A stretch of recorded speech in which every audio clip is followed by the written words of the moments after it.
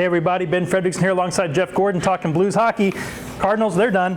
Blues are in. Season opener, Saturday night, Columbus. Gordo, what are some things that have to go well for the Blues to get off to a good start this season? I feel like it's kind of a quiet season start. People are upset David Perron is gone. The Blues didn't make any big flashy additions. They're kind of banking on the team that they have, the one they brought back, getting better. And I think there are some reasons to believe that can happen. But what do you have to see early to make everybody buy into that? Well, there's really three things. You need Jordan Binnington to be playoff Jordan Binnington and not crappy regular season Jordan Binnington from last year. Because that Can you say crappy? Well, 901 save percentage. It's the technical term for that is crappy. Okay. Yeah. So statistics. So analytics. The analytics community will agree on that. Yep. So 901's not going to get her done. So you got to get that playoff Binnington back, of course. Defensively, man, this team has work to do, and Colton Franco's got to be the full season like he was the latter part of the year. They need Nick Leddy to be a better player than almost all the analysts believe he can be. So you're going to really watch the blue line closely with those two injuries to Scandella and Perunovic, really really subtracting depth. And then the last thing is, you mentioned David Perron. It's, hey, where's the shooter on the power play? You got two power play units that are pretty good. They're equally effective, at least on paper. But in each group, is there a shooter? Because David did a lot of the lifting on the power play. And without that power play, the Blues don't get to 109 points last year. Yeah, I'm with you on Binnington. Just needs to be more consistent. He doesn't have to be at his best every night in the regular season. And look, we know at least we've got two sample sizes worth of normal playoffs, not talking bubble hockey, where in the postseason he steps up his game. And that's ultimately what matters most. But you can't be, trusting so much to the backup over the course of the regular season.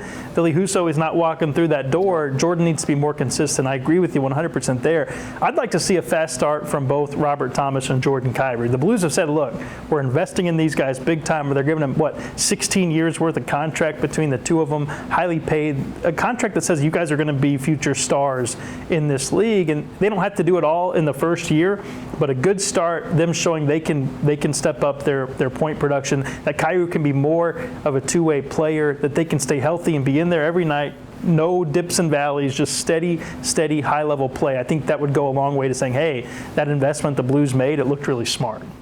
Yeah, and they're going to need more offense from those guys going forward, because this is the last year of both Ryan O'Reilly and Vladimir Tarasenko. So, until Ryan O'Reilly gets his extension. Come on. Well, you're pushing hard on that, and rightfully so, Ben Fred, because they do need to keep him, but they're not going to keep both of them. There's just no way they can make that happen. So, to your point, they need those guys to hit that next level, which for them, if they were talking about a 90-point guy versus a 75 to 80-point guy, it makes a big difference.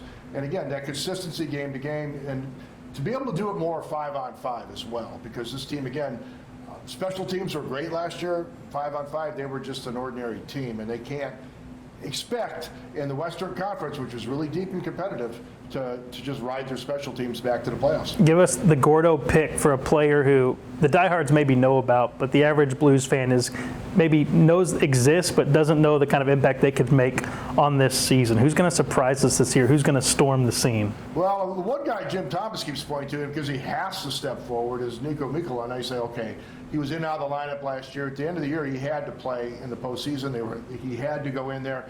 He's a big guy. He fits the prototype of what the Blues had back in 19 when they won the Cup. He's a guy that's been there for a couple of years, on the edge, third pairing guy. Boy, they need more than that. They need him killing penalties. They need him being a force in front of the net. They need him playing with an edge. If he can do that, now that defensive core looks different. If he doesn't, that defensive core doesn't look nearly good enough. At the trade deadline, are the Blues going to go get David Perron? Tell me there's a chance. Always do. Tell me there's a chance that he could come back. Maybe the Blues won't need him. We'll see. Keep it locked at STLtoday.com for all of your Blues coverage. Blues underway Saturday. We'll have it covered at STLtoday.com and in the pages of the Post-Dispatch. For Jeff Gordon, I'm Ben Frederickson. We'll talk to you next time.